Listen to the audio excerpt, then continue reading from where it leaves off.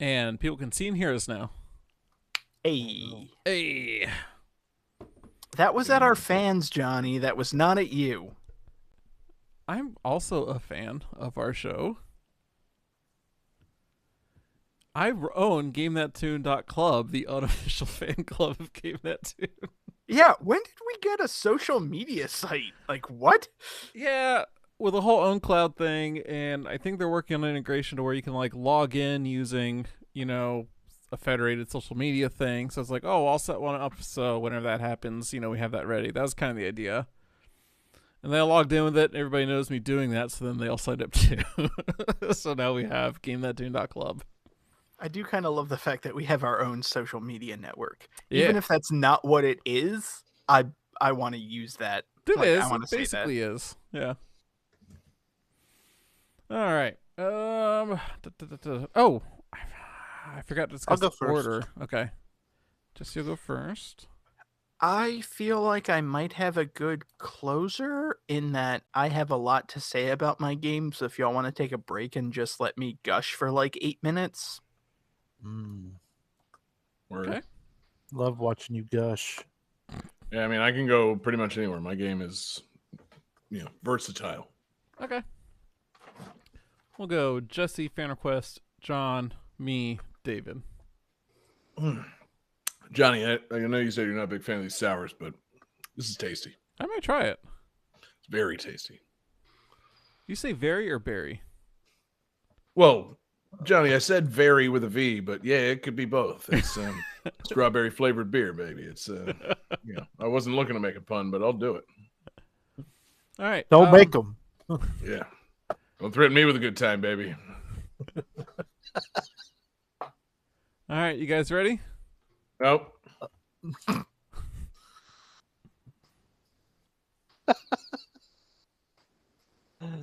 And now I'm ready.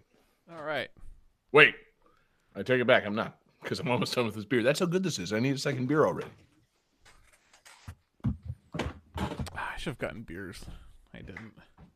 No, I've had We were enough just beers. talking about how like you had drank too much and you were gonna stop. Yeah. But then I see other people drinking beers and it makes you want beers, which is probably not good. That's bad, I mean, isn't it? Now that I've said it out loud. That's what we learned in high school, that if everybody else is doing it, that doesn't mean that you should do it. I mean, it depends on what everyone else is doing too. But I mean, like, if I'm watching a TV show and somebody cracks open a beer, I'm like, that sounds pretty good. I mean, to be fair, all the cool people drink beer Oh, and ciders. Man, I wish it was cider season. I don't Do a have quick a cider. PSA on Sunlight Orange Vanilla Cream Ale from Sun King Brewery. Is Fuck he this really beer. a king of the sun? Is anybody in Indianapolis king of the sun? Inquiring minds want to know. I I'm gonna think take- not. I'm going to take this opportunity because I'm not well versed in our fans' background. So, Tunas, if you live in Indiana, cover your ears. Please. I'm going to say that anyone in Indianapolis is nothing because Indiana is a worthless state. Wow. Jesus What did Christ. Indiana do to you, man? I will send Mike you a Pence. message. Oh, yeah, okay, fair. I guess a couple things, huh? Right. Besides whatever's personal to David, it did produce Mike Pence, the politician. So, Oh. yeah. Anyway, All wait right. a minute. Is Mork Mike Pence? And they stole the Baltimore Colts. It's true. Yeah, forgot about that. Johnny Yeah, Unitas was never the same. And Baltimore ended up getting the good end of that deal, man. They got the Ravens out of it. Yeah. That's true. Nevermore. Yep. No one's heard Never that more. joke. Nevermore gonna That's win a fucking show. game. Oh, now I want one of those fucking pretzels, damn it, and a fucking crush. Those you All right. can't get crushes Countdown, Johnny. anywhere. Okay, He's ranting guys. about crushes. 5, 4, Crush. 3, 2, 1, go. Crush. Welcome to Game That Tune.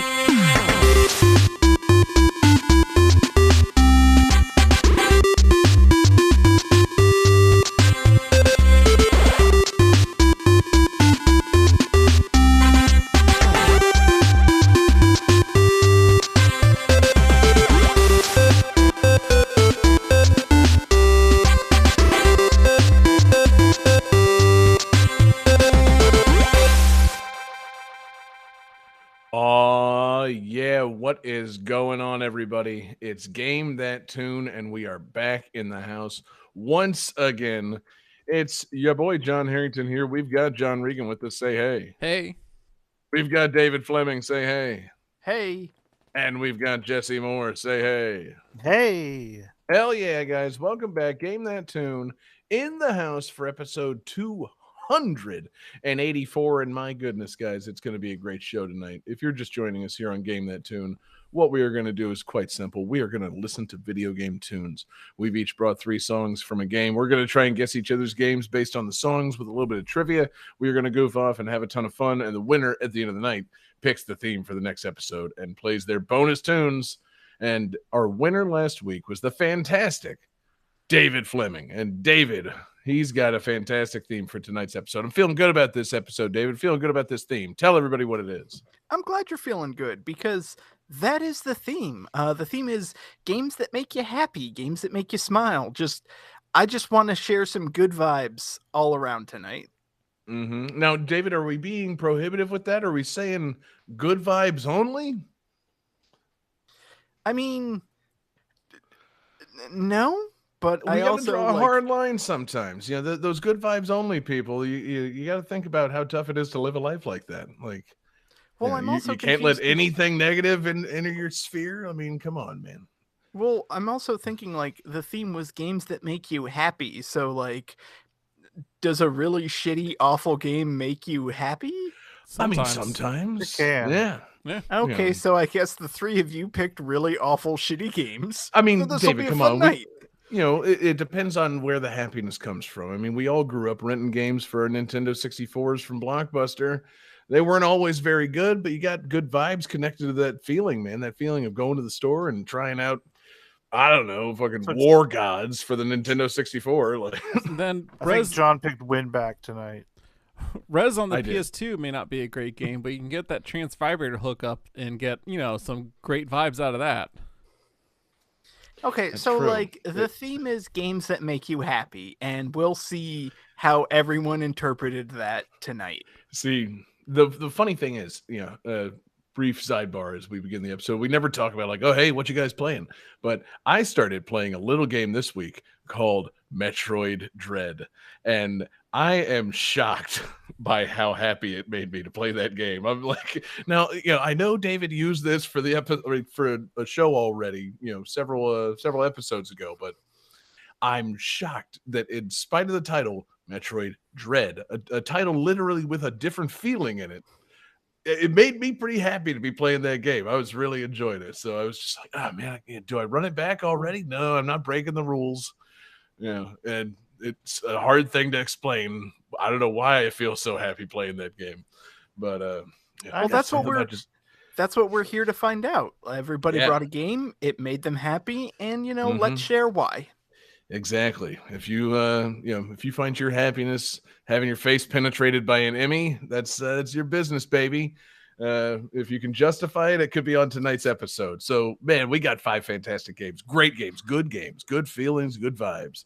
We've got a fantastic fan request, and Johnny, we just got to jump into it. So let me hear you say it with a smile, Johnny. Let's start game 1. Game 1.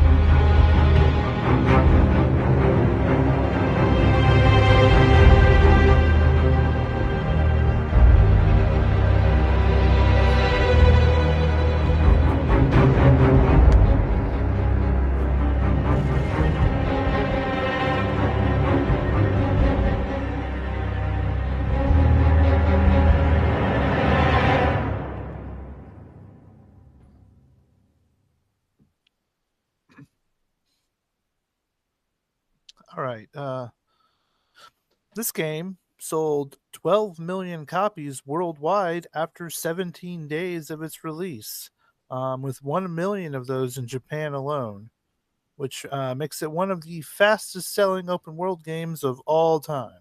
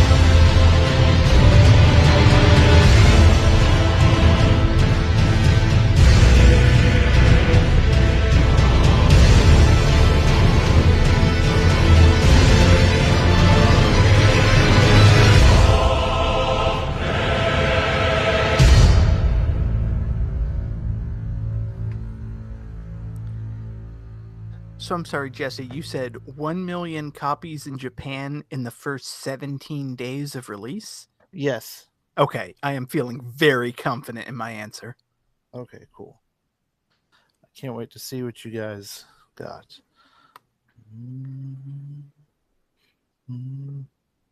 Ooh. Okay, David says Dragon Quest 3 incorrect.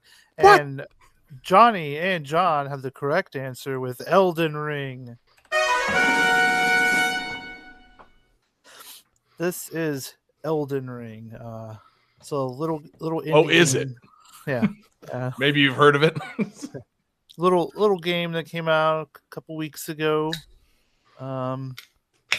It's Go ahead, David. I was just gonna say it's weird to me to think of this game as coming out a couple weeks ago because I feel like everyone's been talking about this game for the last year. Mhm. Like everywhere I turn, people are talking about Elden Rings. Right. This is the I haven't played it yet myself, but this is the spiritual successor to Breath of the Wild. It does share a lot of Breath of the Wild DNA. I was gonna say I have one specific strand of DNA to to drive that point home. In that it came out shortly after a Horizon game and completely ate its lunch.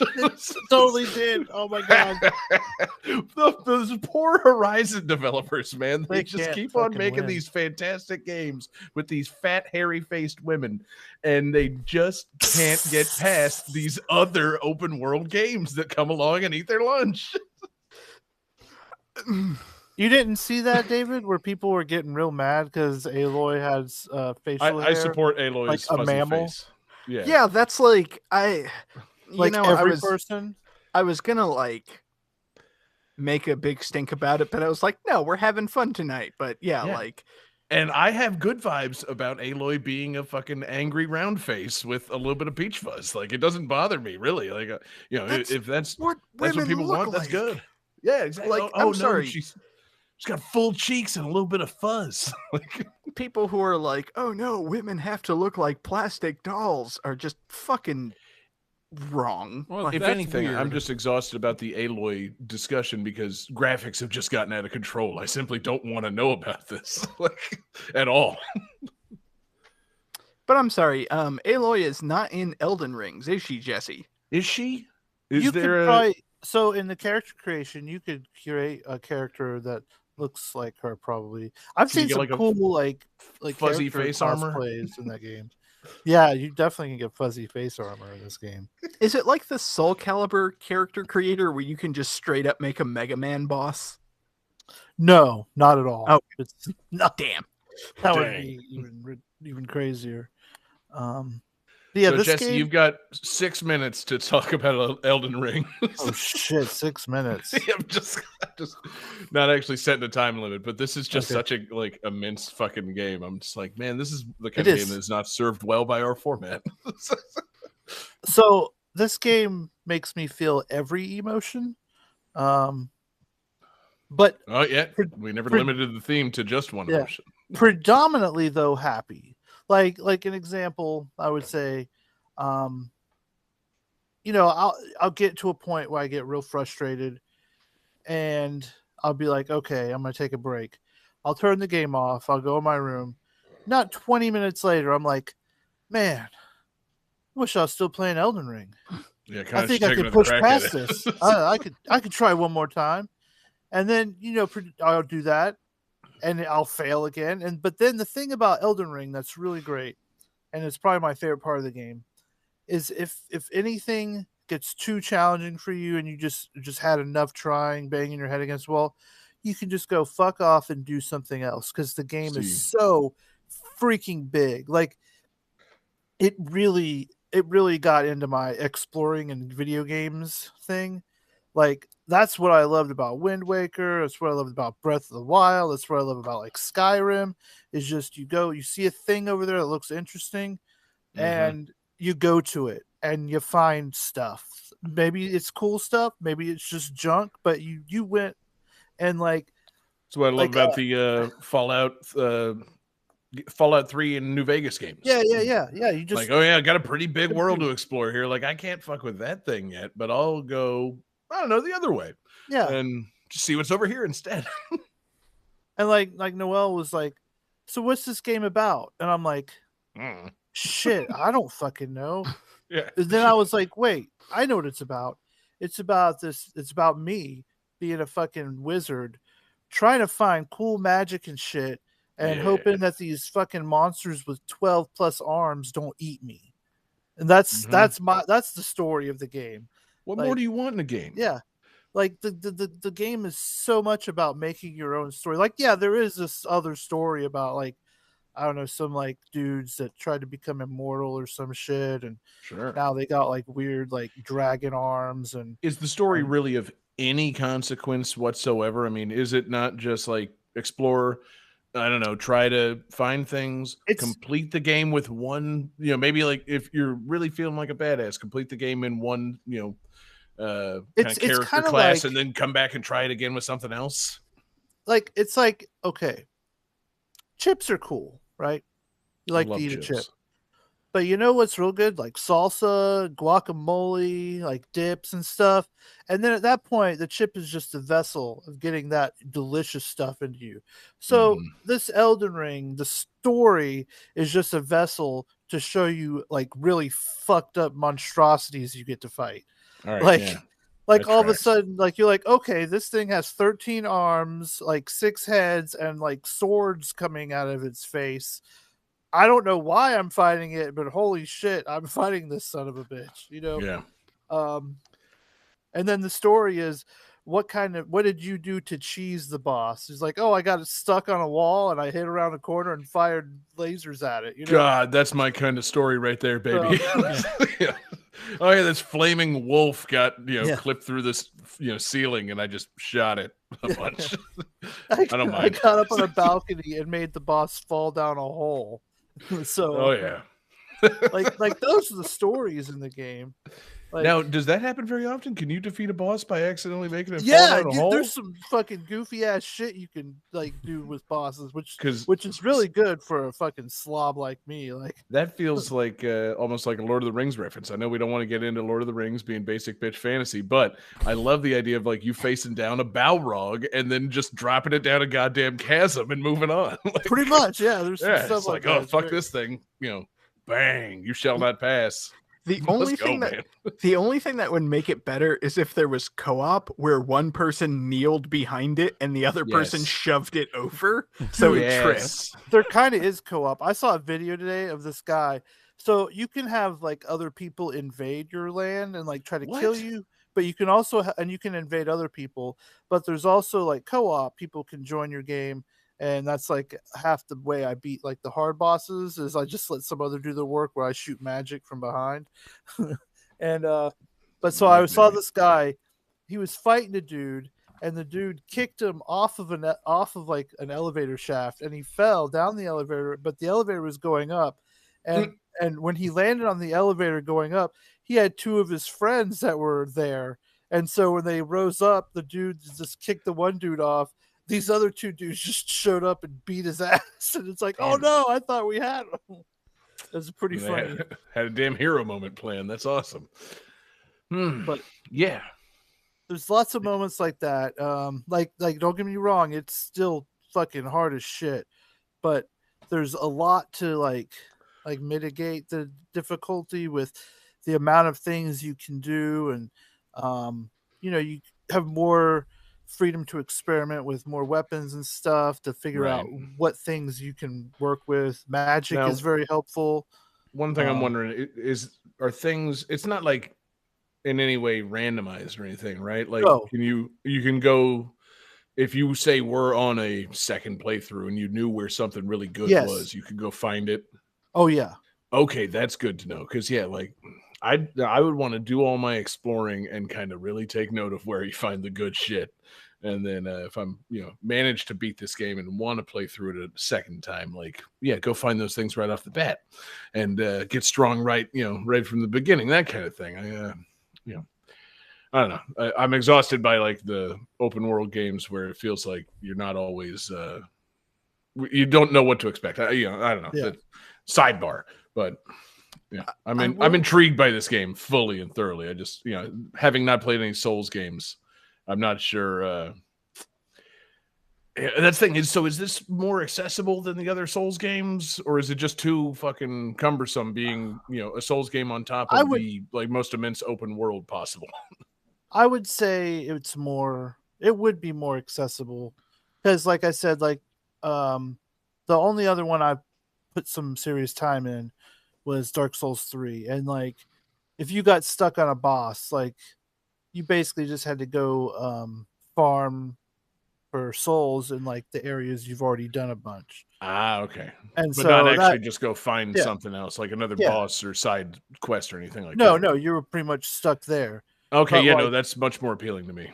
But like this and the map, like I've been playing like maybe 60 hours, and I like to go into so many like nooks and crannies looking for shit, jumping on stuff. So love it. And I still haven't. There's still like a third of the map I haven't even been to. So like there's still like there's a lot of fucking like just looking for stuff, finding things, finding new magic, trying out the new magic, new weapons. Weapons do different things. Like some like weapons can do magic also. Oh, and they have summons in this, so like you get to certain areas and you can like summon like wolves to help you, or Knights of the Round. No, there is one where you summon like 5 like old rich zombies, and they just like walk real slowly and have the torches, and they're like, roar. Sweet. And that's kind of funny. You can summon like a giant jellyfish that like shoots like this like blood spell at people. Oh yeah, Watchmen style. I like the skeletons because whenever they die, if you don't hit them again, they'll come right back to life with full health. So like the enemies often don't try to, finish them off. So they just like come right back, and that can fuck them up pretty good. And the monster design is really good. Go ahead, David. No, go ahead. I was just going to say the monster design is really good. I was just going to say, like, I could never get into watching streamers that played like Five Nights at Freddy's or any of those horror games where basically like all they would do is play a game and scream. Right. But streamers playing this game I have found very entertaining because they're just like, oh, this is a cool world. Oh, this is a nice little cave. Is there any treasure in here? Oh God, what the fuck is that? Yep. No, run away, run away. Who knew there would be something horrifying in here? Yeah. Oh wait, it's the very nature of this game. But yeah, it is fun just seeing what people can discover. And I haven't watched a whole lot of people streaming this just because every time that I tune in there, I don't know where they are in the game, but I feel like, well, I don't really have my bearings on this. Like they're fighting something cool and hideous, but like how far are they along? Should I just be playing this myself? I don't know. It's there's just there's a lot to take in with this game. It is, I think, in every sense of the word, immense. Yeah, I'm debating. I think if you pull the trigger, you will find something about this game you like. See, that's the thing. I feel like you like you said, by being able to interact with an open world and like just like, okay, well, fuck this boss, I'm leaving. Like that just seems like if I have the time to play this game and put in the effort, then I will be able to get something out of this game just by nature of being able to kind of get the hang of it and kind of sharpen my fucking skills against something else before really trying to take on like the hardest things in the game. Like I like that I like that it's seemingly inviting in that sense. It's not just, okay, well, you reached you've hit a wall and you're totally fucked. Yeah. And it's like, oh well, you hit this wall, but like there's 10,000 walls outside, go hit them. Like, oh cool. I'll go check out that wall over there. It's a great big world of walls. What is an open world if not a series of walls? And it's a very for as like depressing and bleak as it looks, it's also very beautiful. Like, right, there's some like parts where you look in and you see the castles in the background and like the crazy like tree and stuff. Now, and can someone mod this to not be depressing and bleak looking? Can we get like a synthwave mod or like a rainbow mod, a good vibes mod? That'd be cool. Oh my god! I like the idea of just like, this game is beautiful to look out. You climb up this cave and you look over the castle and see the sunset over the forest, and then a 12-armed monster with swords for eyes comes and stabs you in the heart. Yeah, exactly. Starts vomiting blood off in the distance. Like, still beautiful though. This is majestic. the scale and scope of it really all. good blood physics. Yeah, I just found these things that look like dogs, but with the proportions of like a T-Rex. So like it looks like it has like a giant pit bull head and like little like paw arms and a big tail. Those things are fucking horrific looking. Just there's some fucking weird ass monsters in this game. I feel like that the last thing we need to do before then moving on to the next segment is a classic Johnny Would You Rather. Johnny, what do you got? Okay, would you rather fight one T-Rex sized dog or 100 dog sized T-Rexes? What breed of dog are we talking? Like talking pit bulls, Newfoundlands, or are we talking Chihuahuas? We'll just what's a good just like medium sized dog? Like maybe a small pit bull. A golden retriever. Yeah, golden retriever. Yeah, we'll say golden retriever size. They're still T-Rexes, but they're about the size of a golden retriever. Hey, medium? That's a big dog. Compared to like a Saint Bernard. Now I'm just imagining a T-Rex, but with like corgi legs, so it's like 3 inches off the ground. Now, Johnny, the real question I was hoping you were going to go for: would you rather fight one pit bull dinosaur-sized pit bull dinosaur, or 100 tinier pit bull and dinosaur? Which hideous thing would you fight? Would you want to fight the giant hideous pit bull dinosaur or the 100 tiny pit bull dinosaurs? Like, combine the two finally. Is there any desirability in fighting 100 tiny pit bulls? Can I just run away? Do I have to fight? See, and that's the beauty of it. In Elden Ring, yes, Johnny, you can actually just run away from this fight. It's the third option that's never available in any of these previous Would You Rathers. Is there has anybody done a pacifist run of this game? Just beat everything without actually laying a single blow on a single boss? Yeah. I'm not sure about that, but I saw definitely a headline on Kotaku that said the people are doing pacifist runs of this. And I feel like now I should click on that and read it because I want to know the details of it. Like, how can you possibly do that?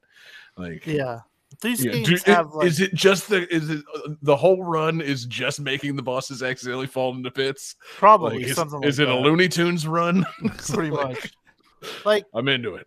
Like, another thing, like a misconception is like when you see like an enemy, you don't have to fight it. Like, the thing is, you fight. What I do is I fight the stuff I know I can for sure kill.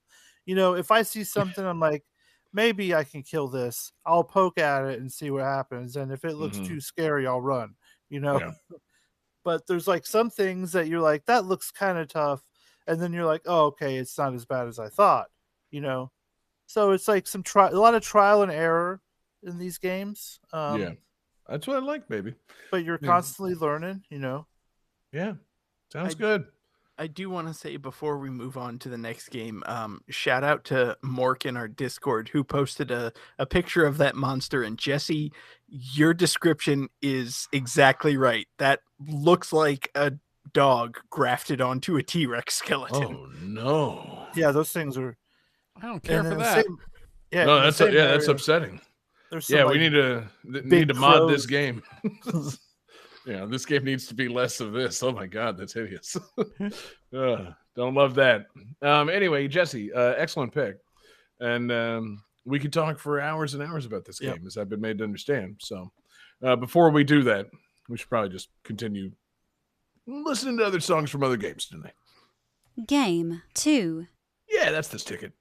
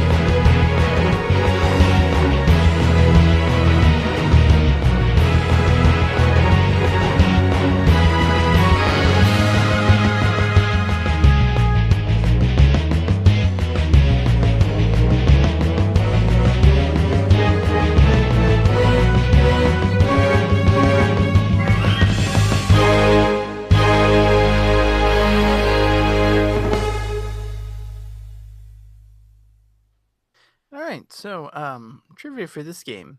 One of the developer updates says that hitting down and start when seeing an icon will not warp the player to the layer of smoke slimes. This is a reference to Mortal Kombat 2, where one of the ways to fight the character Smoke was to hit down and start when a man showed up on screen.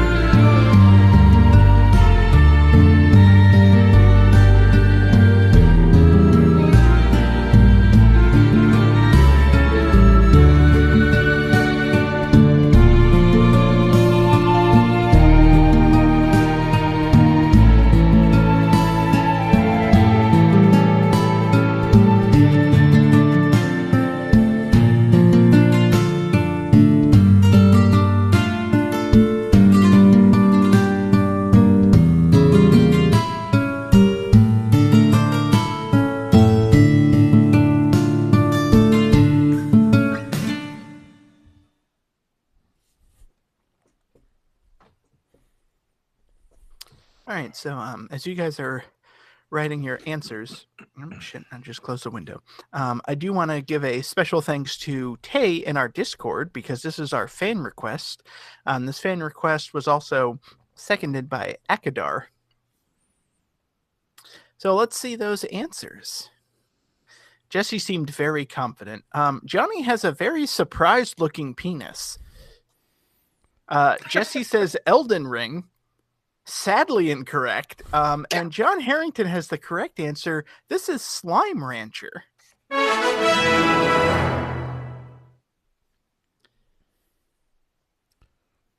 I've played Slime this. Rancher. Who here has played it? Me. I've never heard of it until tonight. It's on Game Pass. Ah, So this game has actually been on my radar, but sadly I haven't played it. As I understand it, this game is kind of like a combination of Minecraft, Luigi's Mansion, and Dragon Quest. A combo. I can see where people would put those things into this. So I have only played a brief amount, but yeah, I understand. So basically, it's a first-person game where you're in the distant future and you're exploring a planet, and you have a vacuum gun, and you're collecting slimes as well as food and other objects, and then you take them back to like a base camp to raise the slimes, and as you feed them, they grow and evolve, and then release objects or material called plort, and using that you can sell plort to like make money and whatnot by following like a market. So it's kind of like the open world and crafting aspect of Minecraft. You've got the vacuum gun from Luigi's Mansion, and then it's all slimes. It's just cute, adorable little slime monsters. And there's multiple different versions. Every different slime creature has a diet and like a favorite food. So you find tabby slimes, which look like they're slimes with little cat ears that prefer to eat like meat type things. There's smoke slimes and like electric slimes and all these different kind of slimes that you kind of capture and raise to evolve to get their plorts and then sell. every time I try to sell my plort, I get kicked right out. Well, it's because you're not a licensed slime rancher, Johnny. Yeah, you just got a slimy plort. Yeah. No, Johnny, they don't need your type of plort. Keep your plort to yourself.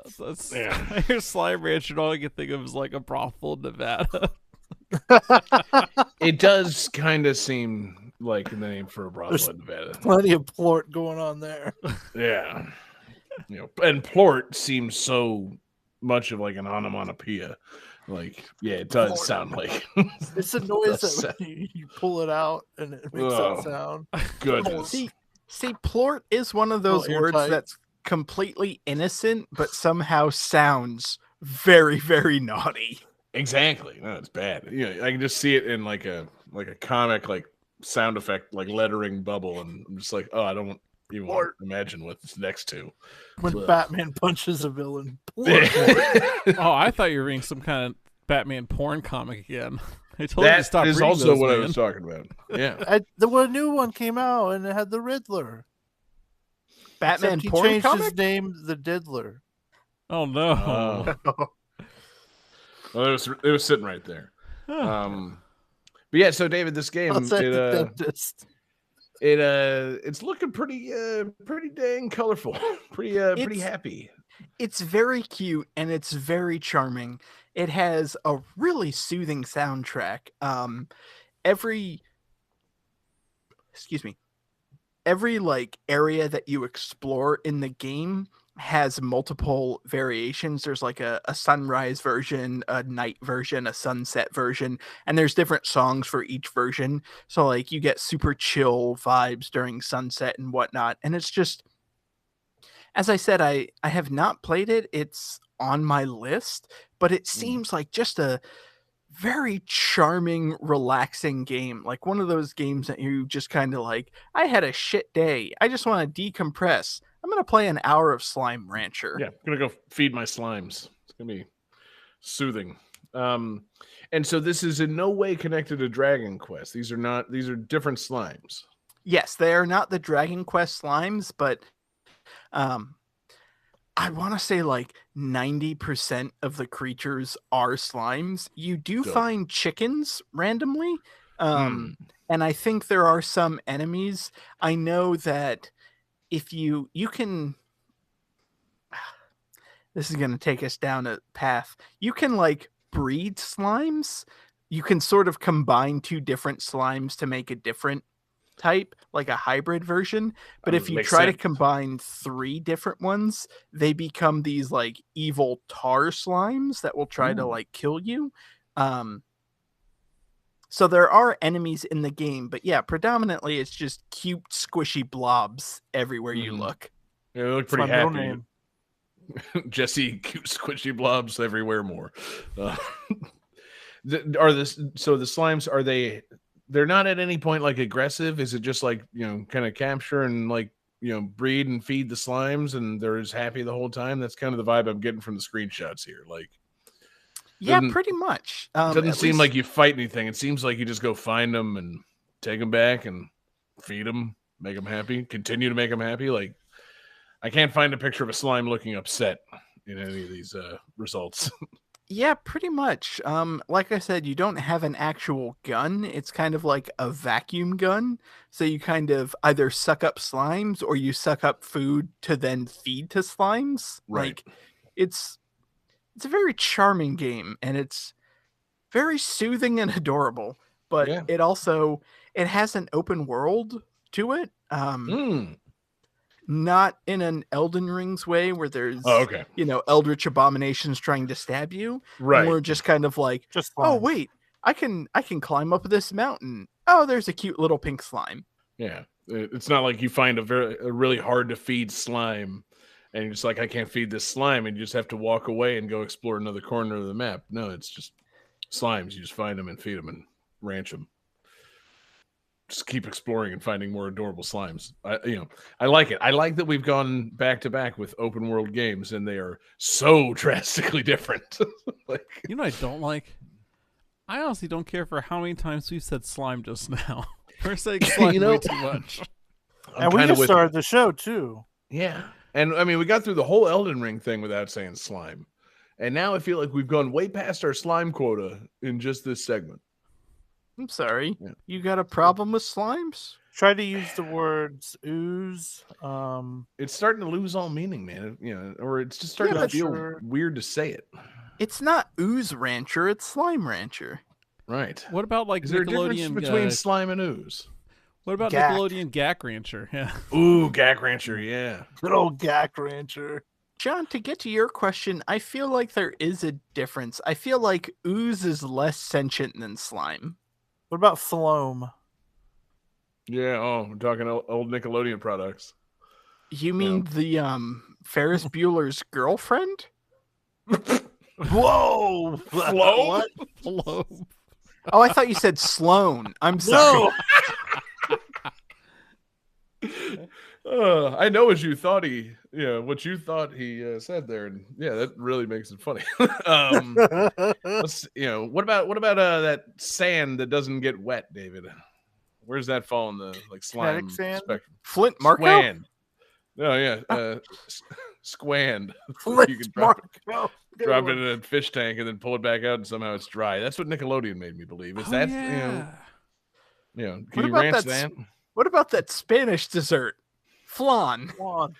Yeah, I mean that's an enemy in one of these Final RPGs. Fantasy. Yeah.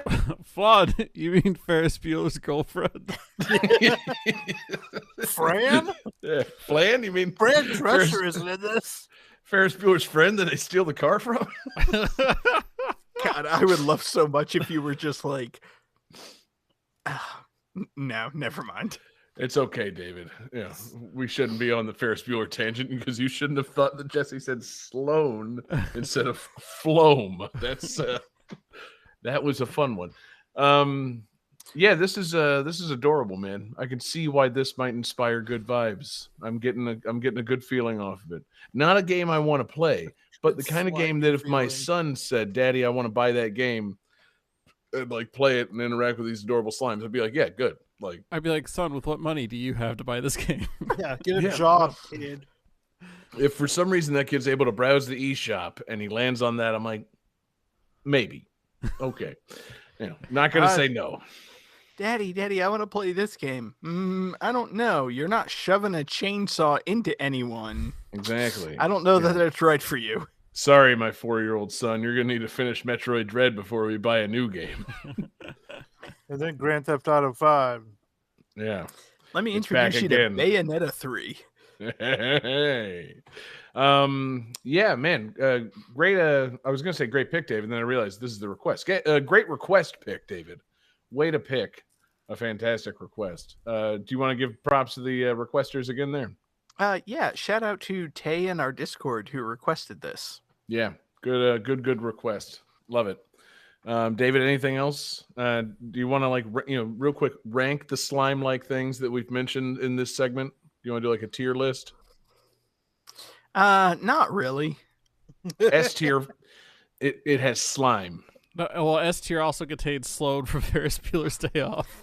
And see, Yeah, there's the top two, baby. I was gonna say S tier slime from Dragon Quest and Mia Sarah from Ferris Bueller's Day Off. Whew, hubba. Game 3.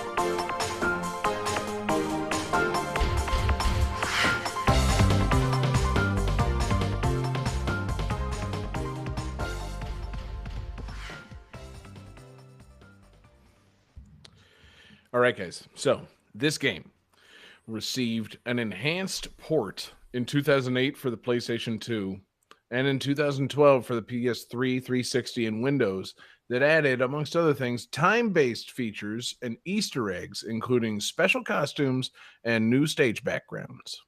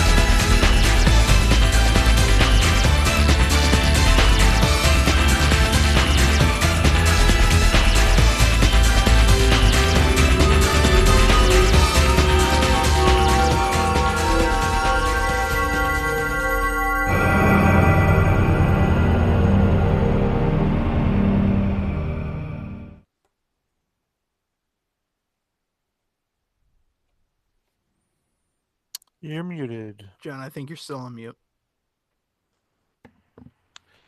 All right, guys, how you feeling? I'm feeling So great. good. Happy. Mm-hmm. Not great. Thought you guys might be. Let's see it. Oh, Johnny says Elden Ring. Jesse says Elden Ring. And David has the correct answer. He says Nights into Dreams. Now on GTT Radio. That's right. Nights into Dreams now available on GTT Radio, radio.gamethattune.com. It's the best place to go listen to the Nights into Dreams soundtrack, unless you want to support the official people that made it, in which case you could probably go listen on a music service of some other kind. But no, you should go to radio.gamethattune.com. That's the place to listen to it, baby. Man, oh man, Nights into Dreams. What a fucking game. David, did you play this one? I was going to say, John, I'm assuming you played this on Sega Saturn with the 3D controller.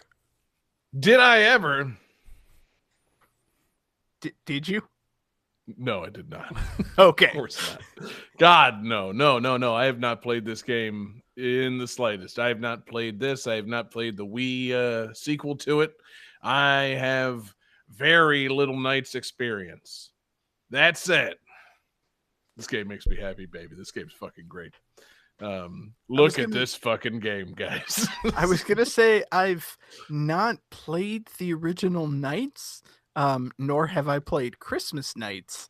I have, however, played the Nights course in Sonic and All-Stars Racing Transformed, so I feel like that counts. Pretty much. You got there eventually. Did you, David, did you play the Wii sequel, the Journey of Dreams or whatever? I wanted to. I was very excited because Night seems like one of those things that I would be super into. And then when they made the Wii sequel, it's like, oh, I should get that. And then I read reviews and people were like, yeah, no, it's not that good. It's like, oh, yeah. Okay. Seems like this is a series of games, a series of 2 games, and one Christmas themed demo that people really want to be good. And I don't know that it is, but I don't know that I care in this case. It seems like 'Cause such a it's cool wild. concept. Right. What? I have a real question. My memory of this game is exclusively seeing demos of it at Toys R Us or whatever. Right. And just me looking at the screen and being like, what the fuck is going on? Yeah. So it's kind of like that, baby. So my question is, what the fuck is going on in this game? What is this game? Johnny, you're asking the wrong guy, because I'm prepared to kind of talk in abstract about this game, but even after, listening to the soundtrack thoroughly and watching a pretty thorough gameplay video of it, I didn't watch one with commentary, so I kind of feel like I should have watched one where somebody's attempting to explain how the game is played and what the fuck is going on. Because if you're just watching like a long play of this with no commentary, it's hot nonsense, baby. Like, it is just crazy, and I love it. As I understand it, it's kind of like a 3D platformer version of Little Nemo in Dreamland, where you play as a character who goes to bed and then becomes this weird jester named Knights, and you just kind of fly through rings in really abstract dream worlds. Yeah, so that's the thing. Like, Little Nemo is actually like a pretty challenging platformer. I think the challenge in Knights really stems from it seems like it's kind of a time attack. If based on what I was watching of long plays, there's a timer ticking down. And the boss fights are tough. And there are weird boss fights. But like the levels themselves, yeah, you're kind of flying through rings and you're collecting little collectibles that will enable you to complete the level. But it's not a platformer because you're not really walking, you're flying. So it's almost like a 2D Star Fox thing where you're just kind of, but and even saying Star Fox, I'm just trying to think of a game where you're always flying because you're not shooting anything. You're barely, there's no action to it. Like, it's a really hard to describe game. It's like Pilot Wings on acid. A little bit. It's kind of like that. It's like Rez on less acid. Right, exactly. Yeah, like somebody it's like a children's version of Rez. But I don't know. I'm enamored with it, honestly. It's got that weird mid-90s Sega Saturn aesthetic. It's fucking just bizarre to look at. Like, I don't know what it was about the Sega Saturn's graphics. I don't know, like, this feels like the kind of thing that, like, this game's made by Sonic Team, and it's the kind of thing that, like, Sega would sign off on this game going out to market. Nintendo or like another company with stricter quality control standards would not sign off on this game going out to market because it just looks fucking inscrutable. Like, you're playing as a flying jester character in dreams. The stages have an immense amount of pop in. Like, it's not 3D flying, not platforming. It's side scrolling, but you're moving in a 3D space in strange ways, and the world is forming around you and like appearing in such a way that it has to be intentional. It can't be like, I feel like they wouldn't have put it out like this, looking this, I don't want to say shitty, because like I love how it looks, but like the way the world, it's almost like avant-garde. It's so fucking odd to look at. Like, I mean, the background's like a static image. There's like landscape forming below you that you don't have to interact with because you're flying the whole time. And it's like building itself as you're moving in 3D, but you're still only really moving in 2D. It is really weird looking. I mean, you still got to think about like the graphic, capabilities of the time and stuff. Right. Like for back at the time, that was like crazy. Like, whoa, this is 3D mind-blowing stuff. I mean, now it's like, man, they got all this stuff floating around and weird islands flying in the background with waterfalls and right. But see, and like, I feel like something's lost on something like Knights when you actually have the graphical capabilities to not have it look like this. Like, I didn't play the Wii one, but it's like, yeah, it can't look this fucking bad. But like that's part of the appeal. Like, it's just so weird looking. Like, the background's a static image and the 3D foregrounds, it's like you're only loading like half of what you need to see. Like, the game needs the fog from the Nintendo 64, but they didn't have it. So like, you're just moving through a fucking really hard to, fucking picture world. And it's, it's very dreamlike in that sense. It's very, very odd. Well, it is Nights into Dreams. That's what I'm saying. Like, I love it. I feel like that wasn't really a Mario 2 sound effect, John. That was really just kind of restating the title. And, tying into the point that I feel like they were, Sonic Team, when they're like, yeah, this is what we want. Like, we want a game that's fucking kind of incomprehensible. Like, this is a Yuji Naki joint, right? Yuji Naka, I believe. Yeah. Yeah.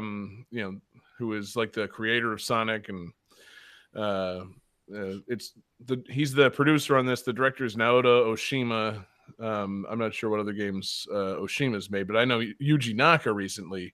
He made Balan Wonderworld. Got back in the news for Balan Wonderworld, and that one is a whole different case. Like, you can do anything you want. You got PS4 and 5 graphics at your disposal, and you made an unplayable fucking game. Like, what the fuck happened there? Was this a launch title on the Saturn? Probably. I think it was, because they were like really pushing the 3D capabilities of the Saturn and like that specialty 3D controller. Well, because Saturn, maybe this game wasn't actually done, because the whole thing about the Saturn was that they surprise launched it on everybody, right? Right. Yep. And see, I kind of thought about that too, because like this needed a little more time in the oven to look like a real like top tier presentation, like you would expect out of a group of developers like Sonic Team. Yeah. And I don't know if it's just that the Gotta go fast. I don't know if they're just not capable of doing that, because like I remember watching videos of Sonic R and some other Saturn games. And it's like, oh yeah, this isn't great, man. Like, but it just the style is so strange that it almost feels like it has to be a choice at some point. I definitely think it was a choice, because I remember looking at like the Wii version and then going back to the Saturn version and seeing Knights, like, okay, he's got really big feet and like really elongated legs and really long ears and like a round head. Like, okay, this is definitely like a stylistic choice for this strange jester ethereal character. Yes. And then looking at the models for the humans, like, oh no, that's just how things look. Right. All right, that's a choice. Yeah, no, that it's got that 90s look to it when it's not it's not the fucking actual gameplay. Yeah, it's got the 90s cutscene look like crazy. And trying to think of something else. I was gonna say, like, the way the graphics move and like change, it feels like it's got to be a choice, because it's reminiscent of kind of the way, I mean, obviously I can't describe my dreams, but like, that feeling when you're having a dream and like you're kind of in one situation and then you just turn around and everything has changed and you're in like a completely different kind of like location or like scene. It feels like they were almost trying to go for something like that. You're flying around as knights, you're flying through rings, you're encircling things in rainbows, you're squashing giant mechanical jellyfish. And as this level progresses and you fly around, like, next thing you know, like just by flying through the next set of rings, maybe you've activated something and the scene is changing completely. And it's almost like by only being able to show, 10 feet worth of depth, they are able to kind of in some way recreate some of the sensation of just a dream unfolding in front of you. It's very, very odd, but it's so fucking cool. Like, it's just, I don't know, man. It makes me happy to look at it. It's colorful. It's hot nonsense, But it's just the kind of thing where I'm like, that's like I said, Sega would send something like this out unfinished, whereas Nintendo wouldn't. At the same time, Sega would fucking sign off on something like this, like Nintendo wouldn't. And I just, like listening to the music and like watching gameplay of it, I'm like, big companies need to take dumb swings from time to time. Like, this is a dumb fucking game, but it's kind of great. It's kind of brilliant. Like, I just wish I don't that know. if they were actually making a game about flying through dreams, you get to a level where you fly into a classroom and suddenly you're naked. Yeah, I would love it. And I think I'm drawn to it because, so much of my dreams are just like, kind of flying dreams. They're hard to describe and fucking just, fucking confusing. And that's what this game is. Yeah. And it's just, What's the coolest dream you've ever had? I don't know. That's the thing. I can't speak to that. I don't remember my dreams all that well. But the other thing I was going to say is I have from time to time had dreams in like video game graphics, and this reminded me of that. Like I was telling the guys in the fucking radio chat, I've had recurring dreams where I'm essentially in the world, like the opening of Outrunners, where you're going down that big hill and the scene's unfolding around you. There's cheering people on all sides. Sonic banners are flying around. Fucking there's carnival rides and shit. The ocean's off in the distance. I've had dreams in that world. That sounds cool. I love it. It's where I want to be, baby. Man, that sounds so nice, man. Like, 'cause most of my dreams are dreams where like I'm eating glass or my teeth are falling out. Oh, I hate the falling out dreams. They should put that into Nights into Dreams. Yeah. Oh, dude. I was actually going to say, like, Nights into Nightmares. There would be an amazing level in Nights into Dreams if you're just flying through, like, and you pass through the last ring, and then suddenly you just stop and you just fall. And you just have that dream of you falling constantly. Right. Yeah. Or like, if there is suddenly a dream level where Nights is not flying, and they have one of my also recurring nightmares where they're having to slowly crawl across a bridge in a hurricane. I've had that one a few times. Ooh. It's not pleasant. It's terrifying, guys. Yeah. They should do that. They should have made a really hardcore sequel, like Nights into Nightmares, Nights into Mares. No, that's a different kind of game. Oh, yeah, that's a different fanfic category. Don't Google that. What are you doing, man? Step Twilight Sparkle? Yeah, it's just there's something in this jar. Oh God! There's something almost like profound about how weird this game is, and I love it, man. It's I'm not giving it this much credit, but it's got almost like the same vibe as like a Spirited Away type thing. It's like, this is so fucking weird and out there. It's got to be someone's fucking like, just brainchild. Like someone's passion is on display in this game. And the same thing, I guess it's probably Yuji Naka, because the same thing can be said for Balan Wonderworld. I just don't know if it makes a fucking good game that's worth playing. In the case of Balan Wonderworld, it doesn't. But in the case of this, like, yeah, I think it's, I don't know. There's something about it, man. It just grabs me. It just tickles me just right. And it's just so fucking, maybe it's also the fact that I haven't played it. Because fucking, I'm seeing in the chat, fucking, Slider, he's saying, I like it, I beat it. It's confusing and clunky. Like maybe a big part of my romance for this fucking game is the fact that I haven't actually played it. But yeah, good soundtrack. Wonderful fucking soundtrack. They got great set of the Sega composers working on that one. They got Tomoko Sasaki, Naofumi Hataya, Fume Kumatani.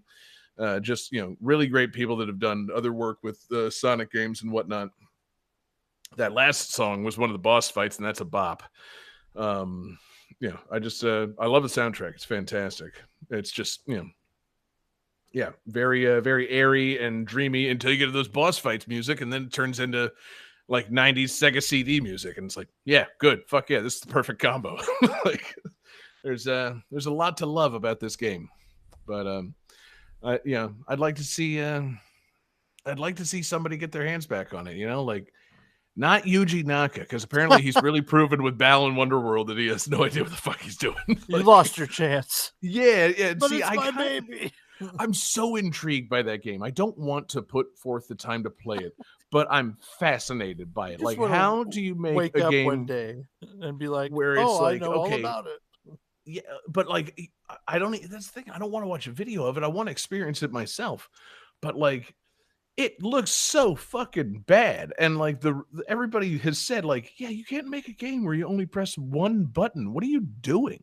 Like, you know, this game should have been a fucking bad Netflix movie. It shouldn't have been a goddamn game. What is this? Like, You can make a game where you press only one button. It's called Sonic the Hedgehog. well, but you know, oh, Johnny with a hot take, I guess, or I don't know what that's supposed to be. Also made by Yuji Naka. Exactly. Yeah, but you know, but I don't know, man. There's something. You know, if a modern Sonic game came out with like modern levels of production and these fucking crazy, like psychedelic, gorgeous backgrounds, and all you did was just like press one button to jump and kind of move through them and not do anything, like people would be pretty goddamn pissed. I think that's kind of what happened to Balan Wonderworld. I can't say, haven't played it, much like I haven't played Knights, but man, I'm intrigued by it because, you know, I like games that take wild swings. Yeah, I would like to see more things like this, more things that try to, you know, emulate my pleasant dreams. That's what I'm looking for, baby. But in the meantime, maybe these next couple games will also emulate my dreams. Johnny, let's fly through those rings, encircle you in a rainbow loop, blow up Jesse because he's a giant robot jellyfish, and let's play game 4. Game 4. Great game.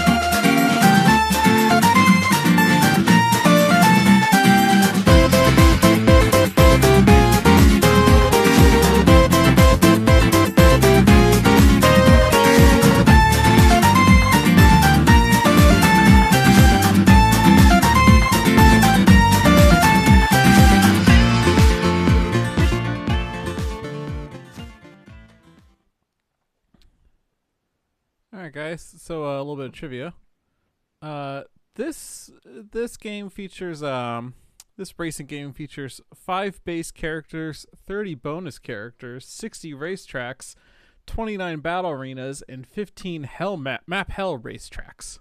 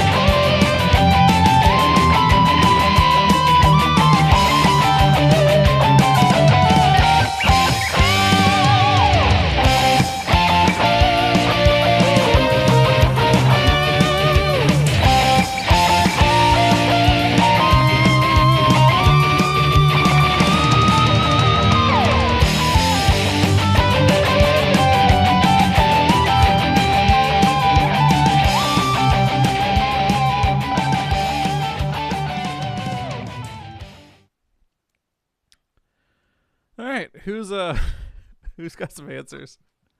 I'm feeling Hell yeah. very confident in my answer. So good. I was feeling great after the first song.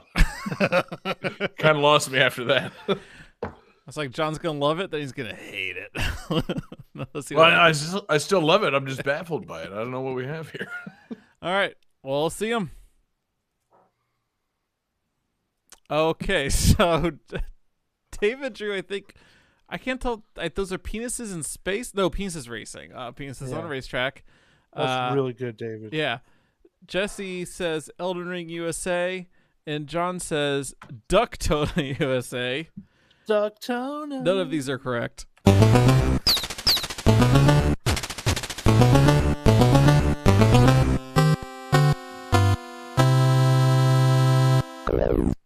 This is Sonic Robo Blast 2 Kart, a fan-made racing game Whoa! What? based on so people took the original Doom engine and made a game called Sonic Robo Blast 2, a 3D Sonic platformer, and then people modified that and came up with Sonic Robo Blast 2 Kart. So it's a racing game that runs on the Doom engine with sort of like Mario Kart 64 style graphics, you know, like you got the sprite characters and sprite rotations.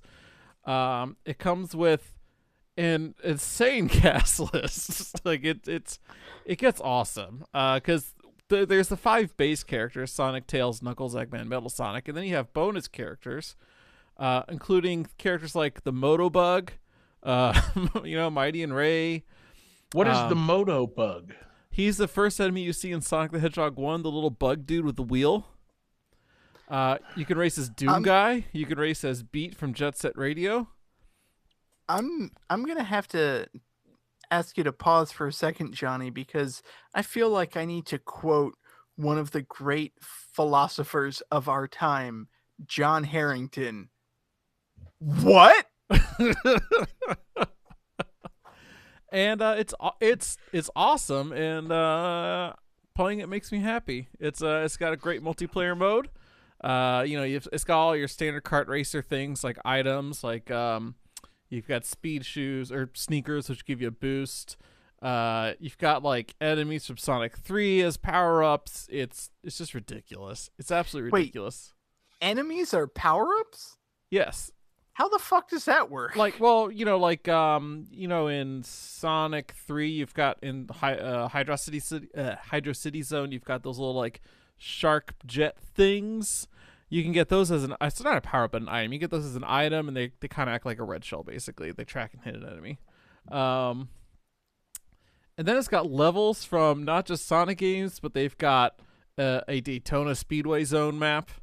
They've got levels based on Mario Kart tracks. They've got The moon, No apparently. kidding. This looks pretty cool, Johnny. I'm not gonna lie. It's awesome. It is awesome. It's free. It's great. It's got a shit ton of content in it, and there's mods, so you can get more characters. Like you can play as Sephiroth. Who else did I find? Please tell me if you play with Sephiroth, he has his sword like on his back and it just drags 6 feet behind him. I don't know. But you can play as Johnny Bravo.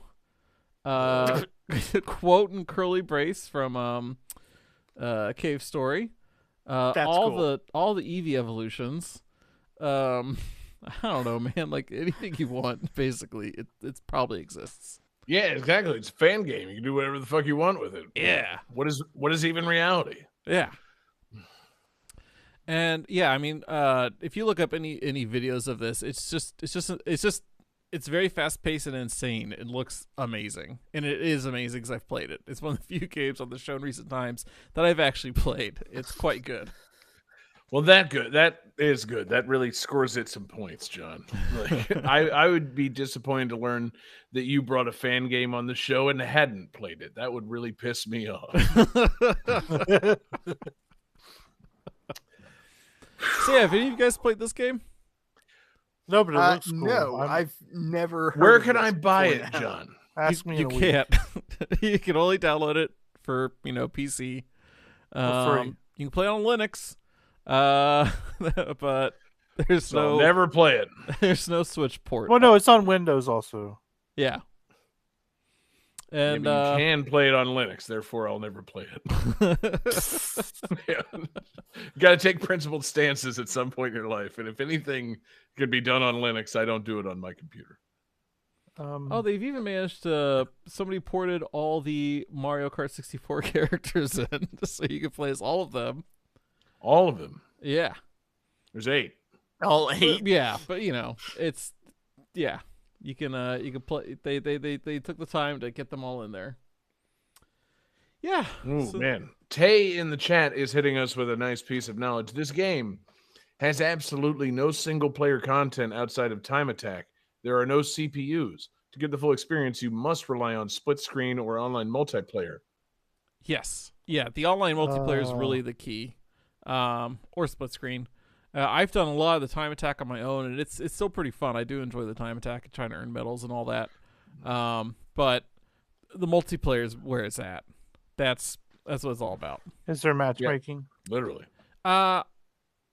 I don't know what matchmaking is really because I've So who do actually you play with? like there's a server you connect Yeah, to. Johnny, who do you know that's played this? No. Who are you playing with? So you What connect, weird deviant freaks did you find on the internet that are playing this with you? No, so you connect to the master server list, and that has like all the games that people are hosting, right? I don't know. Oh, Like, so I don't think it's matchmaking in the sense of like it ranks you and all that crap, but you can jump into games. Like there's Okay, a built-in game browser. as long as it's not like you have to do some kind of weird thing with your like port forwarding or whatever. To host a game you have to, but to play with Yeah. other people, no. Like if you Okay. just want to I join will not games, be you forwarding my goddamn ports. you don't have to do anything for that. Dude, I'm looking at some of these gifs that are being shared in the chat right now. This game looks fucking colorful and of a time. Like, I would have liked to have seen this for, say, something like the Sega Saturn. Like, it's got quite the look to it. Yeah. But I'm looking at the Man. character roster. You can play as a Metal Slug tank. You can play as Danny DeVito. You can play as Betty Boop. Like, this is where you start losing me. What the fuck? I saw one where you play as like Kirby, but he's eating a car. like Oh, he's, mouthful mode. yeah, Mouthful mouthful Mode Kirby, the yeah. thing from the game that came out last week. Yep. That's pretty Somebody's great. already done that. Yeah, dope. Man. apparently, you can play as a Voltorb, and it's just like A the rolling ball Voltorb? in a cart. Oh, okay, that's even sillier. What the fuck is this game? Yeah, man. It's amazing, guys. I mean, it makes me happy to know that people are out there just making wacky shit like this. I wish this was official. Like, I'm not going to seek this out. I'm not going to download this and put it on my computer. This sounds like a virus, John. Yeah, What? I simply, Okay, I boomer. won't be having it. Yeah, exactly. Yeah, McAfee says no, so I say no. I McAfee sent says my a lot of spybot things, search man. and destroy after this, and it searched and destroyed this game. What the fuck? They added Slender Man? yeah. What? Well, how can you not add Slender Man, David? It exists on the internet, so That's true, yeah. You have to have it. Ugh. All right, let's talk about Slender Man for a while, guys. I'm so exhausted. This No, wait, let's not. I like how they have Mario and then Hotel Mario. I'm worried that we've cracked open fan games now, that this show is just going to completely fall apart, John. This can't be a thing that happens. I don't know what to tell you, man. I'm just saying, because, I mean, is there original music composed for this game, or did they just No. borrow everything else? Everything's Like- borrowed. There's Yeah, absolutely no exactly. original See, music. this is fucking, you could make a fucking game every week, John, and say that you fucking, say that you've chosen that soundtrack. We cannot have this, John. I'm sorry. You're going to have to game over yourself. Game over!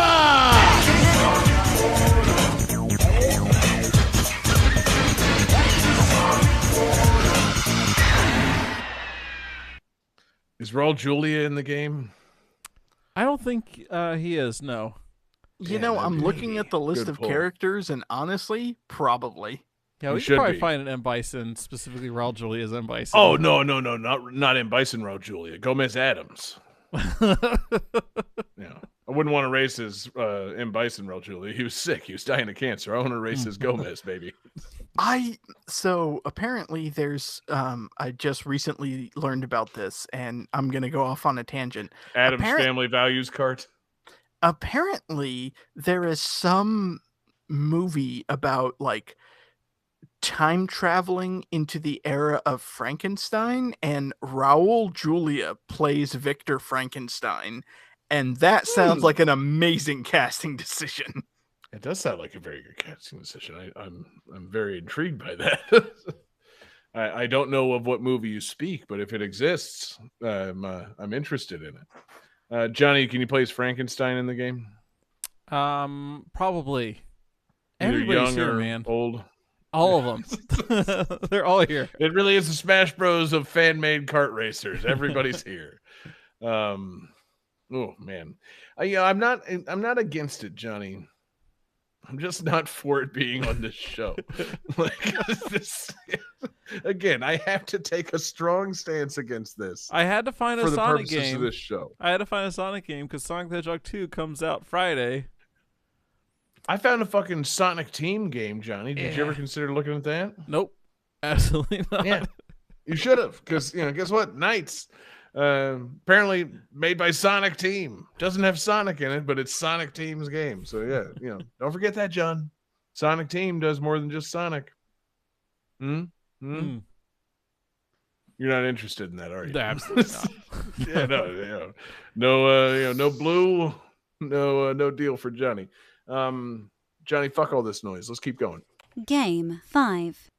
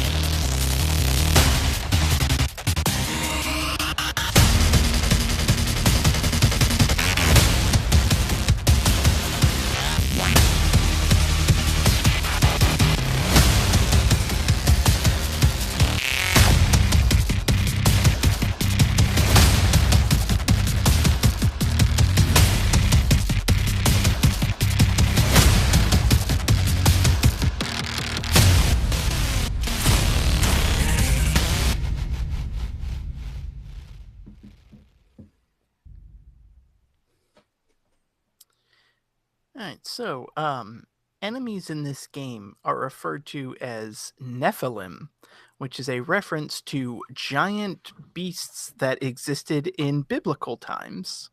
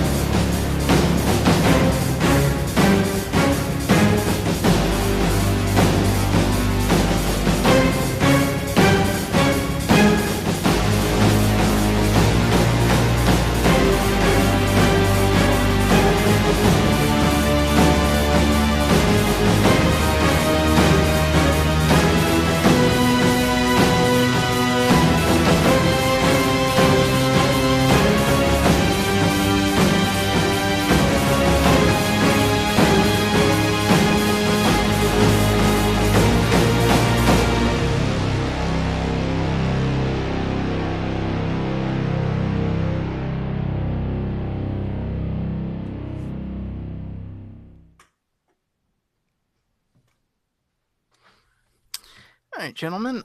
Who has their guesses / answers ready? Super ready. So ready. Let's see them.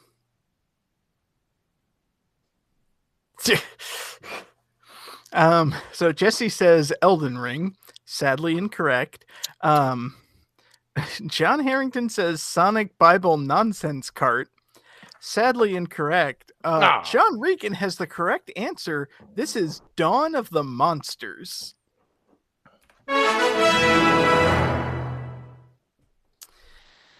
Yes, What? this is Dawn of the Monsters. This is a beat 'em up starring kaiju, published by WayForward. This What? game makes me so damn happy. Yeah, I can see why. Yeah. Yeah, this ticks so many of my boxes. This game is fucking great. Okay, Um, I'm just gonna ask the question we're all thinking: is there a Shantae kaiju that you fight? Sadly, no. Ah, not interested. See, looks WayForward cool. didn't develop the game. It was actually developed by 13 AM, who did Runbow. WayForward just published it. Although, if you could fight Squid Baron, I would die happy. But yeah, it's basically just like a classic side-scrolling beat-em-up game. You're just a giant monster pounding the shit out of other giant monsters. You've got 4 main characters. There is Megadon, who, for legal purposes, is 100% not Godzilla. No, certainly not, David. Yeah. Does it use fusion breath? No, actually, fire breath. Plus, Megadon is bright red, whereas Godzilla is like a blue-gray. So, like, it's totally different. Yeah, it's not the same. Totally. There's Aegis Prime and Tempest Galahad, who are like mecha suits. But what's cool is it's not just like humans piloting giant robots. Tempest Galahad is a person in a giant mech suit. Aegis Prime is kind of just like a regular dude who Super Sentais himself into a giant robot form. So he's like Ultraman / Jet Jaguar. And I love then Jet Jaguar. my Mhm. personal favorite is Ganira, who is a giant crab monster. Yes. Every character, you've got your basic like light attacks, heavy attacks, a dash attack, you can block, you can parry, and then you build up a rage meter, and that rage meter will let you use special moves, and the more you use those, you build up your cataclysm meter, and once that's full, you have like a screen clearing attack. So every character has unique special moves. One of Ganira's special moves is, because she's kind of like queen of the seas monsters and whatnot, she just straight up summons a crab monster and you have like a minion. Oh, dope. I was gonna say, but she herself is a crab monster. Yes, she summons a smaller crab monster to Aw, attack. Crab team attack. I like it. Crabby friend. Mhm. And like every character's special moves give a distinct status effect. So there's strategy in who you pick because of, different attributes and different moves, but also you can inflict different statuses. So like Megadon breathes fire, which causes a burn effect that does damage over time. Ganira, I think it's called like drenching, where it's kind of like a water freeze attack, and all of the characters that you hit with it, all the enemies, they move slower. So she's Like kind that. of like the slow heavy hitter. And if you've ever played Hagar in Final Fight, like all the fast enemies will whoop your ass. You can kind of just slow them down, so then you can build space and like get a combo and everything. It's a really cool mechanic. I dig it, man. Yeah. Sounds cool.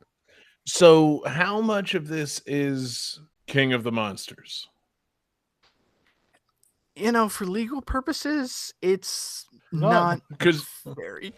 that was the thing. King of the Monsters, for legal purposes, couldn't be all the things it was imitating back in like 1991. So, how much of this is also King of the Monsters? Like, how many degrees removed from all the things they were imitating is this now?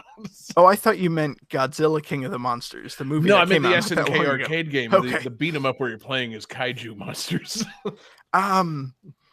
It's more like a more modern, updated version. Like the combat's super fluid. It looks amazing. It has like that stylized comic book look to it. That's what I was also going to ask. The artwork that I'm seeing from Google searching it looks highly stylized. Is it cell shaded? I don't know if it's cell shaded. It Maybe I'm definitely. seeing a lot of concept art of nice looking like cartoony kaijus. Well, it definitely like looks cell shaded. I don't know if it's like 2D hand drawn or if it's just Sure. 3D models that are designed to look. But yeah, like it looks like a manga come to life. David, let me ask you also something real quick. How do you pluralize kaiju? Is it kaijus or is it kaiju? It's kaiju. Okay, just making sure. Yeah, it's just a single thing. Okay, yeah, gotcha. It has a Just wanted to ask. surprisingly like deep story. Like the human characters are usually the most boring parts of these, but like the human characters are well written, and it's kind of like Pacific Rim, where there's this like government organization that says, "Oh, these monsters are invading. Fuck it, let's just build something and beat them up." And it really has a big scale to it because you can grab buildings and hit monsters with them. You can throw monsters into buildings. It's so fucking fun. Never forget. I'm sorry, Jesse. Was that asking how you heal in this game? I'd be Yes. happy to tell you. So like, yeah, because in a normal like beat 'em up, you just kick over an oil can and there's a rotisserie chicken. There sadly are not 3-story tall rotisserie chickens. The way that you heal is there are special like execution attacks where what you do is you get an enemy down to a low enough level of health and you grab them, you kind of like steal their life energy and then rip their head off, but you're still holding on to their head, so their head becomes a weapon.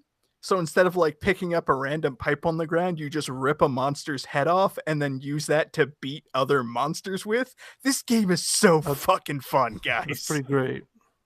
I love it. Yeah. It just it seriously takes me back to being like an 8-year-old on a Saturday afternoon watching old Godzilla and Harryhausen movies on a Saturday afternoon. Like, it's so good. Now, David, I feel like we haven't talked about this, maybe not on stream. How'd you feel about Godzilla versus Kong? You know, I was hoping for good vibes on this. I enjoyed Godzilla versus Kong. Wait, we're talking about the new one, right? Not the like 70s one? The one that came out on like HBO Max last year or whatever? Yeah, I enjoyed it. I was just surprised that it was very Kong focused. Like I thought it would be a little more balanced. But no, I definitely enjoyed it, and the fight scenes were amazing. Yeah, that was my Cheap Thrills. That movie is the fucking Cheap Thrills. The movie I fucking love watching giant things beat each other up, and it was so utterly predictable at a point that a certain villainous version of a character is showing up. It's like, oh, cool, great, this is gonna be dope. Oh, this very good, very good. I like big things beating each other up and destroying cities. So this game sounds pretty good, David. Yeah, it's very fun. Very good, even. I was reading reviews for it, and people were like, "Oh, it can get a little repetitive at points." Like, well, it's a beat 'em up. Like, right. That's kind of par for the course. That's kind of like, I was playing this RPG, but the really strong attacks were held back by later levels, so I had to do a little grinding. It's like, well, yeah, that's what you do. Right. I kept having to move all these boxes around in this damn Russian puzzle game. Yeah, exactly. Hated it. But no, this game just makes me so damn happy. It's so fun. Mm-hmm. Anytime where you can literally pick up a building and smash it on a monster, I'm fucking there. Yep. It's again, it's just one of those like things. It's like it's what we play games to do. You want to do something fantastical. Yeah, I want to control a bunch of monsters. I'm sorry for the people in those buildings. Hopefully the game gives some kind of justification for why they've evacuated the entire city. It's the weekend and everyone's on vacation. Exactly. Yeah, exactly. Alternatively, all the people in the buildings are evil. That's true. Yeah, for all Hitler's clones. The fights only take place in Nazi cities. Yeah. Yep. Well, the weird thing is there's like 4 major areas, and they're based on actual places. One of them is Toronto for some reason. Like, no offense to Nazis in Toronto. Is one of them no the offense Eagles? to Canada, but like, Sorry, eh? you never get kaiju in Canada. Is one of Now, them based okay, on the David. Eagle's Nest? Hitler's It's vacation because home. the maple leaves blow so hard they can't get close. Oh! I was going to ask a legit question. Are there specific to each city attacks? Like, can you attack with like the CN Tower in Toronto? And then like, Can you go to Degrassi? Is it distinctly Toronto? Like, you throw Tim Hortons at somebody? Is Drake there? I mean, most of the levels just kind of look like cities. Sure. And Can they you tell play you as it's Kaiju like, Drake? Yeah. I love Giant kaiju in a wheelchair. I love the idea of grabbing a Tim Hortons and smashing into somebody's face, and coffee comes out like you hit him with a hot pot of coffee. Yeah. Oh, see, that's a great fucking move right there. It's like And then throwing you a cup say of coffee sorry. in someone's face, except it's a whole Tim Hortons. It actually would be badass if after clearing the Toronto stage, you unlock giant Scott Pilgrim. Ooh, There you go. yeah. I know that would be particular wish fulfillment for you, David. But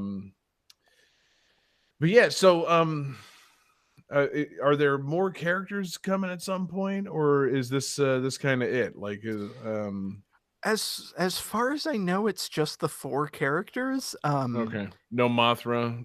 Not Mothra. Sorry, you got to make it legally distinct from Mothra. No, Butterflythra.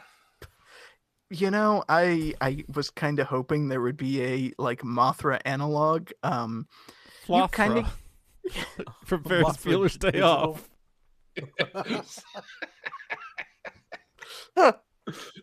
now I just want to play the game as Slothra, who is a giant monster sloth. See, but also, yeah, I would play the game as a Mothra version of Sloane from Ferris Bueller's Day Off. They wouldn't need to borrow Cameron's car if they fucking, if his girlfriend was a giant moth. It's just Mia Sarah with a moth head, and she sprouts wings. Oh my God! Is one of the cities Chicago? Can you smash somebody's head with a giant bean? Oh God! And then I wish. Can you do twist and shout in the parade? So I was going to ask, do you think? Am I the only person here who has love for Gamera? Is there eventually going to be a Gamera type character in this game? No, you're not the only person. Gamera is fucking awesome. Yeah, he's cool. Yeah. Okay. Yeah. It's a big turtle that throws himself like a frisbee and shoots flames out of his appendages. Like, yeah, like I want that character. I call him. It's a fucking saber-toothed turtle. Yeah, That's dope. it was so dope. They had so many of his movies at my fucking video rental place when I was a kid. It's like, well, I guess we like this. We do Gamera. We don't do Godzilla in this house. It's Gamera time, baby. He's the friend of all children. Yeah, and see, that must be what it was. Once we had watched all the G.I. Joe and Muppet tapes, I had to go for the Gamera.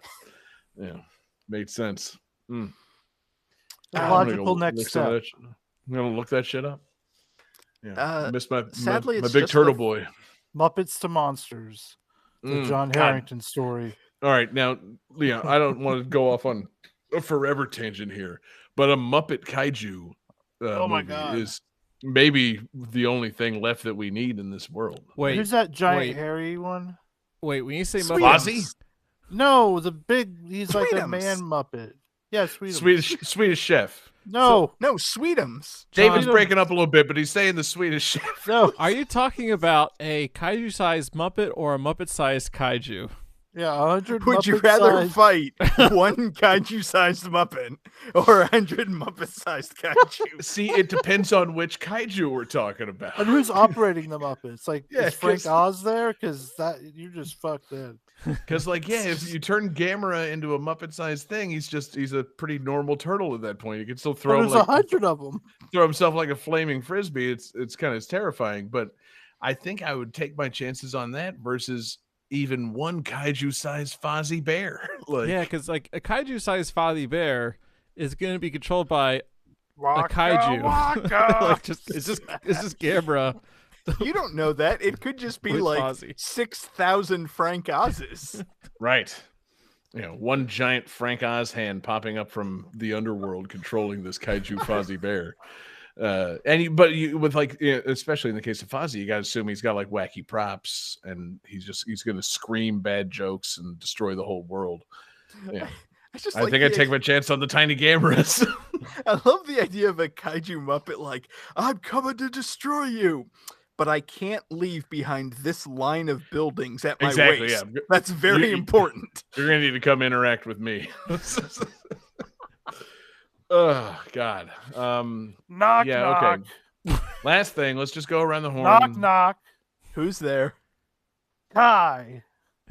Kai who? Kaiju. No, it's Kaiju. Waka waka.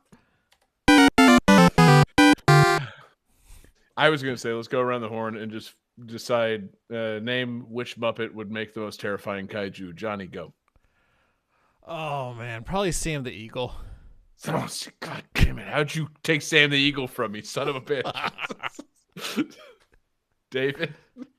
You know, we can get into the debate if it's technically a Muppet or not, but my mind immediately went to a kaiju cookie monster. Well, yeah, that's terrifying, especially if your city's made of cookies. Jesse? I'd like to really see a Statler and Waldorf Kaiju. They sit up in the mountains and just make fun of the city. Yeah, the other monsters fighting. Oh, okay. Well, that's way better than my answer. Because seriously, if you take Animal and make him kaiju sized, humanity's finished. Plain and simple. Like, you would drum all over the whole fucking world, man. It would, you can't stop that guy. I can't believe how poor their city planning was. After our rampage, there's no city left. No. God, It writes yeah, itself. Yeah, it really does. We should really contact Disney about this. It needs to Muppets happen. take Monster Island. Yeah, God, the Muppets go into the Hollow Earth and they sit on the throne and accept their magic axe. Yeah, just makes sense. Chef's kiss. Yeah, Swedish chef. You know what else is hollow? The use of this IP. Oh, My backside. Get your hand out of there. Oh, Johnny, start the calculating computer. Calculating computer activated. Computers. Beeps. Space! Boops. Scoring complete. This game's winner is John Harrington. Really? Well, we tied, but I got game over, so technically I have 0. Okay, yeah, you're right. Thank you, Johnny, for remembering your horrendous performance on this episode. Well done. Well done to you, Johnny, for remembering how bad you did. Well done to me for actually winning the episode. Fantastic. That's great news, man. Man, I'm so happy to have won this episode. I just feeling good, feeling great. I had a theme in mind until literally just a moment ago. I feel like I'm going to replace it with an even dumber theme because, I was thinking, piggybacking off this week, we had good vibes this week. I kind of thought maybe next week we would do some bad vibes. Ooh. Not games you hate, but like games that make you mad. And then we started talking about Statler and Waldorf. Yeah, so I love those guys. And I can't decide, is it because we already did games with groups of characters. So yeah, it's not games with a pair. It's I think the next Dead or theme. alive. Damn, that's a wide open theme right there, baby. Oh, it sure is, baby. Games with pairs of anything. No, but I think we're gonna do either old games or games with old characters. The theme for next week is old. The theme for next week is that M. Night Shyamalan movie that came out last year. It's The Beach That Turns You Old. Fuck. And that's where we're going. We're going old. So old school. What constitutes as old? It's that's up to you to decide. Yeah, you're gonna have to fucking put yourself out there. Yeah, how old you feeling, baby? Because it's 2022, guys.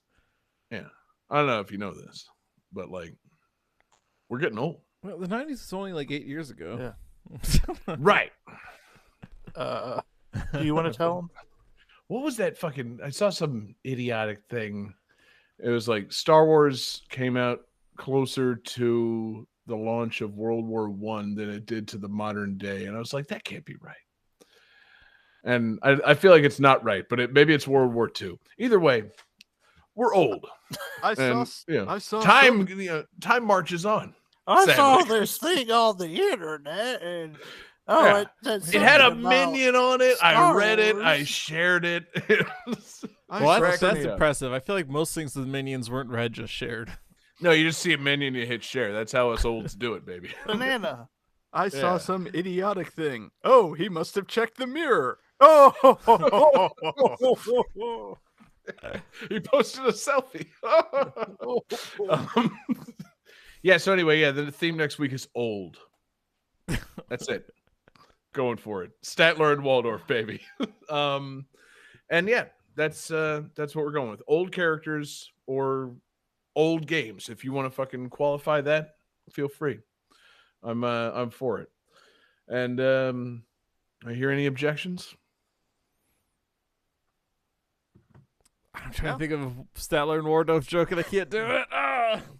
It's okay, Johnny. They're comedic geniuses. You're not expected to be able to think of things on the fly like that. We've talked to your wife. That's not the only thing you can't do. Oh! God damn. Statler and Waldorf, they didn't go in on people like that, did they? I think they That was did. pretty fucking harsh. They're pretty Yeah. catty bitches. I mean, yeah, they are two old queens just sitting up there in the fucking balcony. I mean, it's never really discussed just how old and gay Statler and Waldorf are. They're The just answer to two- both is very. Yeah, very. together. They're just sitting there in that theater, like the only men attending that theater sometimes, and they've got just remarks for those performers. I love it. They're some of my favorite characters. They're the best. Anyway. We love Statler, we love Waldorf, and we love you guys for listening. What a fucking episode it's been. Thank you to everybody watching live with us. We're live every Wednesday night. We're on Twitch, YouTube, and Facebook. Search for Game That Tune. We're in your podcast devices on Tuesday mornings. Check us out, GameThatTune.com, or anywhere you get your podcasts. We super appreciate you guys listening. We want to give a shout out to everybody checking out patreon.com/GameThatTune. It's the home for awesome exclusives. We've got Covered Up, we've got mixtapes, we've got Game That Tune gyms, we've got movie commentaries. I think we're gonna try and get another movie commentary going again this week. We need to get back in the saddle for that, back in the swing of things, because we just love hanging out and giving you guys a lot of fun stuff over there at Patreon.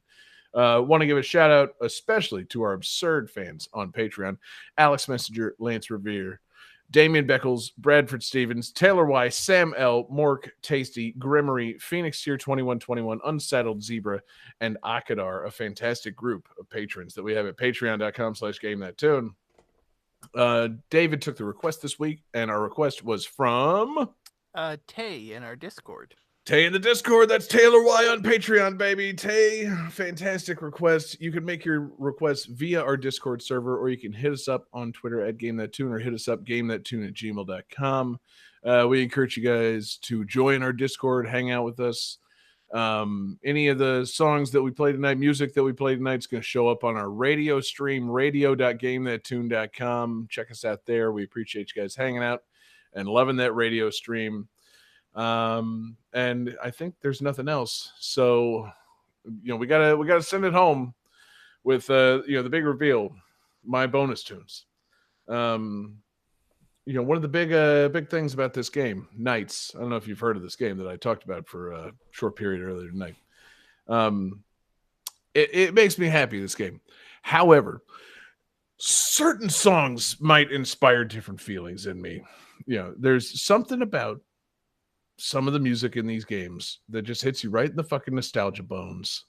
And I'm not saying that this game makes me sad, because it doesn't. I love Knights. It makes me very happy. But the theme, Dreams, the ending version, sung by these sweet children. I don't know what it is about kids singing songs. It just it hits me back in my fucking, my old bone. Makes me sad that I'm not a kid anymore. It gets me all choked up. So my bonus tunes is Dreams, the credits theme from Knights into Dreams. And we'll see you next week, and we love you guys. Peace out, everybody. Yeah. See if I can get those tears going. Here it comes.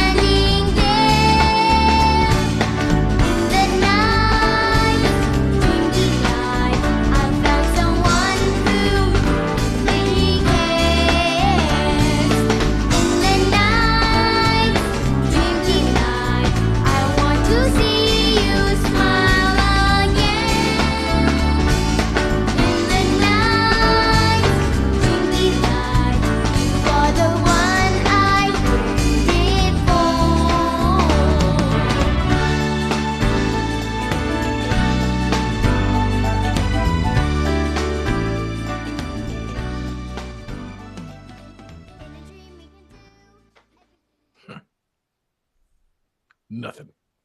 Elden Ring is copyright 2022 From Software and Bandai Namco Entertainment. Slime Rancher is copyright 2017 Monomi Park. Nights into Dreams is copyright 1996 Sega Games Company Limited. Sonic Robo Blast 2 Kart is copyright no one. Dawn of the Monsters is copyright 2021 13 AM Games.